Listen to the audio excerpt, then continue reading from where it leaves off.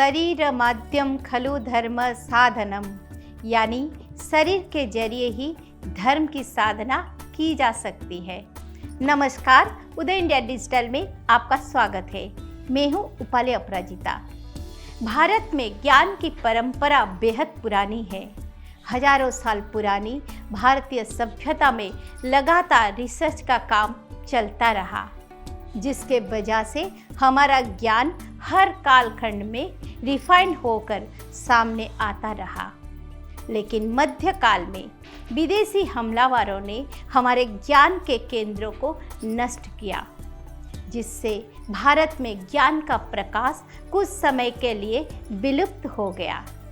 लेकिन अब नया भारत फिर से उठ खड़ा हुआ है और हम अपने प्राचीन ज्ञान के जरिए एक बार फिर से दुनिया में अपना गौरव हासिल कर रहे हैं। आज हम बात करेंगे भारतीय चिकित्सा शास्त्र की। वैसे तो ये विषय बहुत विस्तृत है, लेकिन हम इसके एक खास अंग सर्जरी पर फोकस करेंगे, जिसे प्राचीन काल में शल्य चिकित्सा कहते थे।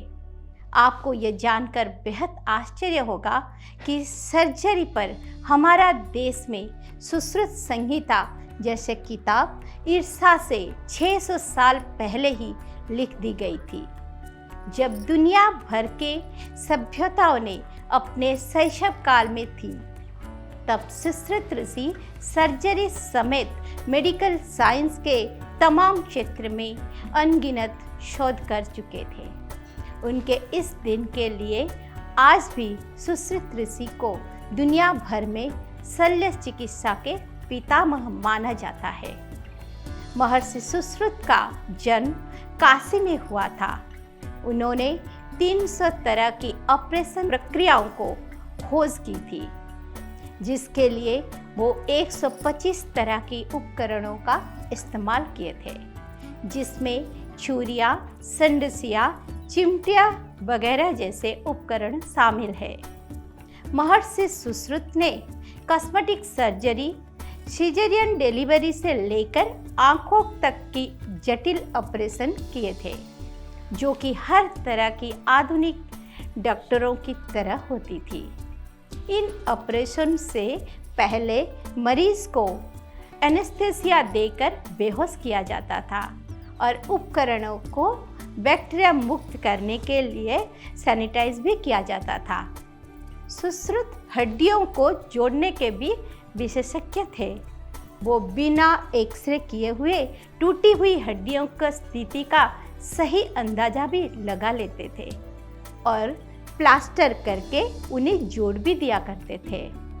उनके कार्य के बारे में विस्तार से सुश्रुत संहिता में वर्णन है, जिसके 2 भाग हैं, पूर्व तंत्र और उत्तर तंत्र।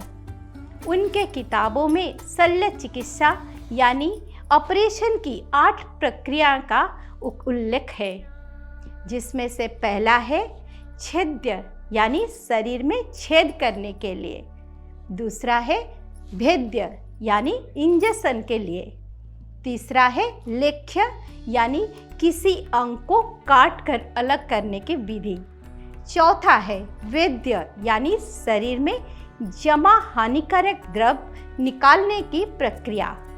5वां है एष्य यानी नाड़ी में घाव ढूंढने की क्रिया। 6ठा है आहार्य यानी हानिकारक ठोस गांठ को निकालने की प्रक्रिया। 7वां है विषव्य यानी ऑपरेशन के बाद घाव की सफाई। और आखिरी है शिव्य यानी घाव सिलने की क्रिया। सुश्रुत संहिता के पहले हिस्से यानी पूर्व तंत्र में 5 हिस्से हैं, जिन्हें सूत्र स्थान, निदान स्थान, शरीर स्थान, कल्प स्थान तथा चिकित्सा स्थान के नाम से लिखा गया है।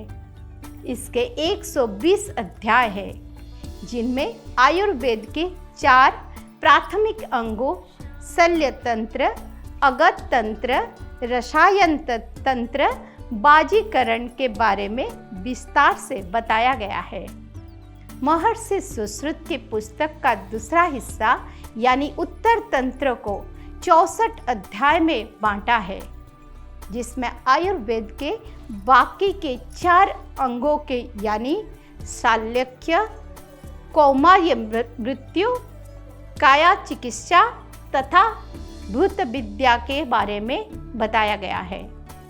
यही नहीं, इस अध्याय में सर्जरी के साइड इफेक्ट यानी ऑपरेशन के बाद होने वाली परेशानियों के बारे में भी विस्तार से वर्णन किया गया है, जैसे ज्वर, पेचिस, हिचकी, खांसी, कृमि रोग, पांडु रोग यानी पीलिया और उससे बचाव की दवाओं का भी उल्लेख किया गया है।